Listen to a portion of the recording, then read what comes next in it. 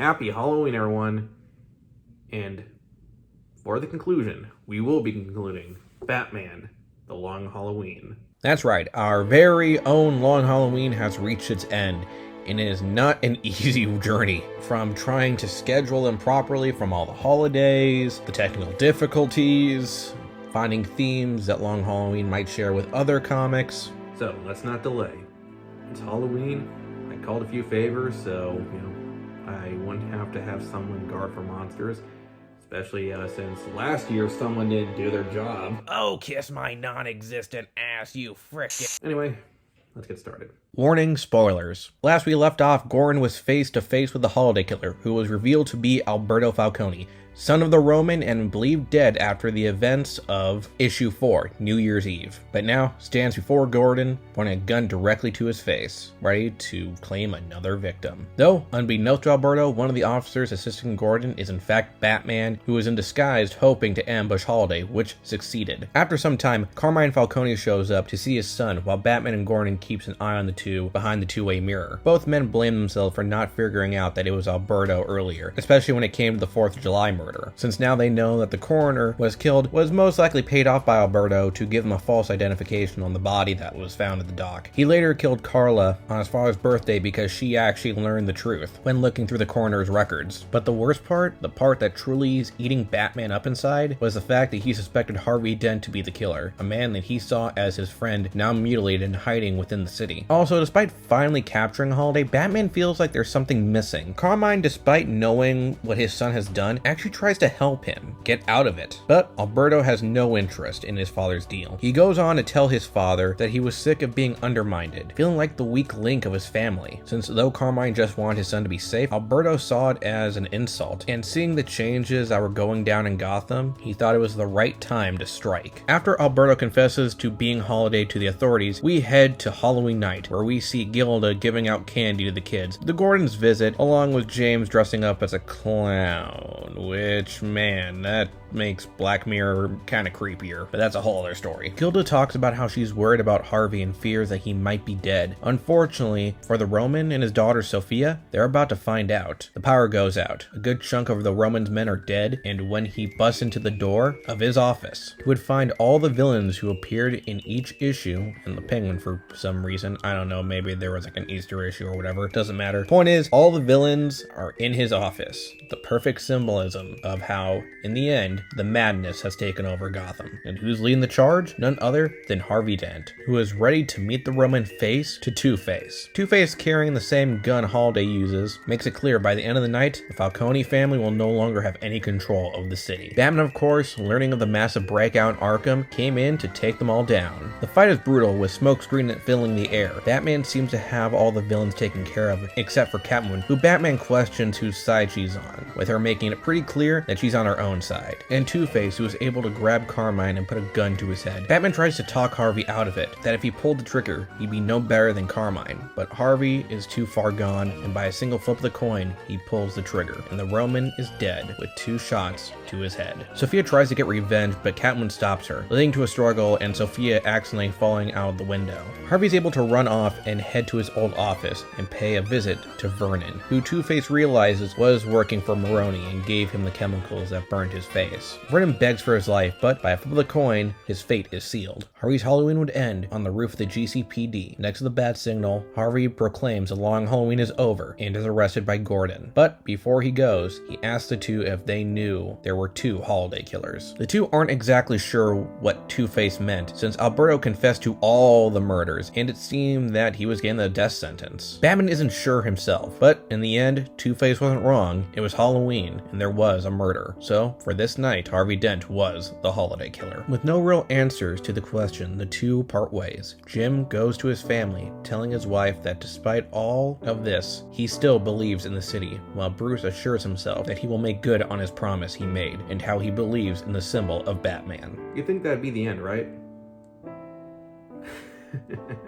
We cut back to Arkham Asylum, where we see Two-Face just sitting in his pad cell, saying his wife's name. We fast forward to Christmas Eve. We see Gilda Dent alone in hers and Harvey's house, getting ready to move. As she does, she talks to herself, as if Harvey was in the room with her. She talks about the promise Harvey made, how the two would have time for each other and start a family when Harvey didn't have to deal with Falcone. Reveals she read Harvey's files on how killers would remove serial numbers on guns, how bottle nipples could be used as suppressors, how some leave clues. She believed doing this would make Batman look for someone more eccentric, more extraordinary than her, and she was right. Using her husband's hat and coat as a disguise, she killed Johnny Vitti on Halloween, and also was the killer on Thanksgiving, where she apparently left when Harvey slept. We just sang something given that explosion. Seriously, what the hell? And then again on Christmas, but not on New Year's Eve, confirming the wet clothes on Harvey were in fact caused by him sneaking onto the yacht and shooting Alberto. The issue and the whole story ends with Gilda calling Harvey her Apollo, for he can do no wrong.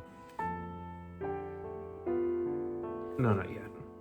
The comic ends with Gilda looking at the reader and saying that she believes in Harvey Dent. This was a great conclusion to the series, but after a year reviewing each individual issues, does it hold up? Yes, but it definitely has its flaws. I feel they could have had some of the holidays play bigger parts in the stories, like 4th of July, or maybe not even incorporate them. April Fools.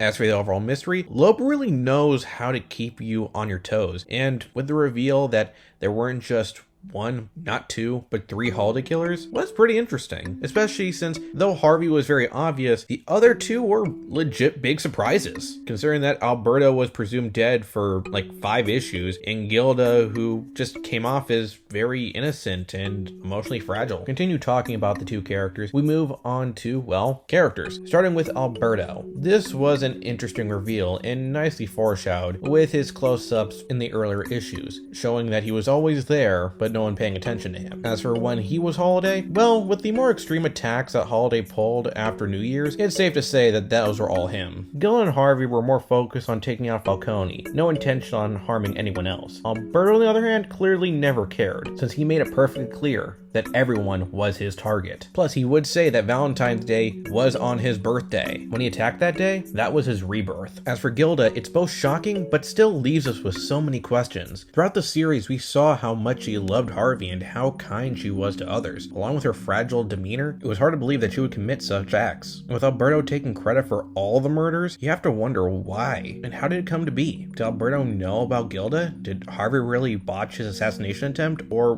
was it all staged? Much like Batman, we will never truly know. Speaking of the Dark Knight, this finale was definitely one of the most iconic moments of both his greatest victories by defeating all the villains in the past issues in Penguin, but also, unfortunately, his failures with what happened to Harvey in the end, and possibly the harsh realization that he might have never been able to. In the end, though, it helps motivate him to keep going, maybe so someday it may never happen again. Gordon deals with a similar crisis with both losing Harvey, but at the same time being optimistic, since he has to believe in Gotham, that there will be a day where men like Harvey could stay in the light. Both Catwoman and Falcone were fine, but I feel like they could have been more involved, especially Carmine, who was one of the big driving forces when the series started. Again, I'm aware that, at least with Catwoman and Sophia, their stories continue in spin-offs, but until the New 52, this would be the end of the Roman. Well, okay, there was that Joker's Asylum story with Harley, but that's a bit shaky with canon. So it feels like he could have been more involved in the finale, especially with how he reacted knowing that his son was one of the men that him and his daughter were after. Finally, we got Two-Face. I know some of you guys are gonna be a little salty that I didn't talk about Calendar Man, but much like Vernon, he kind of became more of a background character in the final issue, so there's not much I could say about him. So yeah, we're just gonna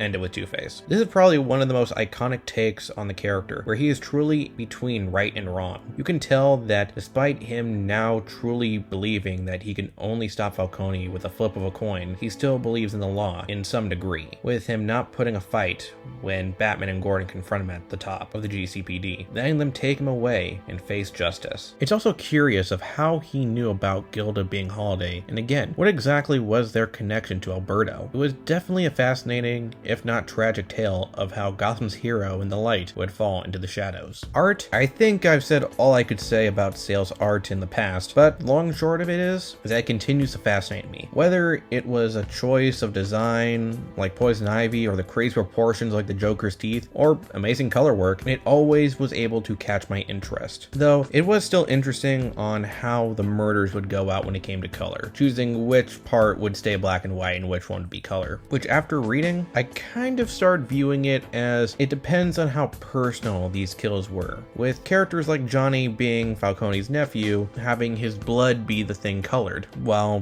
the hit squad wound up not getting their blood being colored, but instead the cornucopia, since they were more associates or business partners. Again, I could be wrong, and if you have opinions on how that worked, please share. In the end, this was one hell of a journey, and if you love Batman, it is a definite must read. So next time you're looking for a good Halloween story, make sure it's a long one.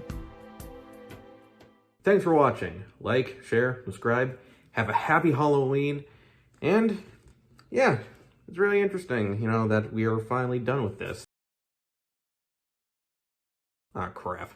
For Halloween, I realized I really didn't talk about Frankenstein's monster. Real quick, Frankenstein and the Agent of Shade. Check it out. It's an interesting series. All right. Yeah, thanks, guys.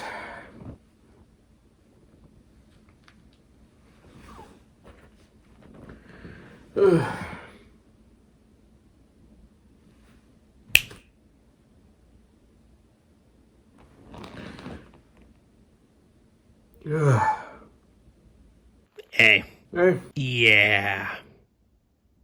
Just regular guys. That's how I put it. What do you mean? Sometimes, do you ever wonder if something bigger's meant to happen?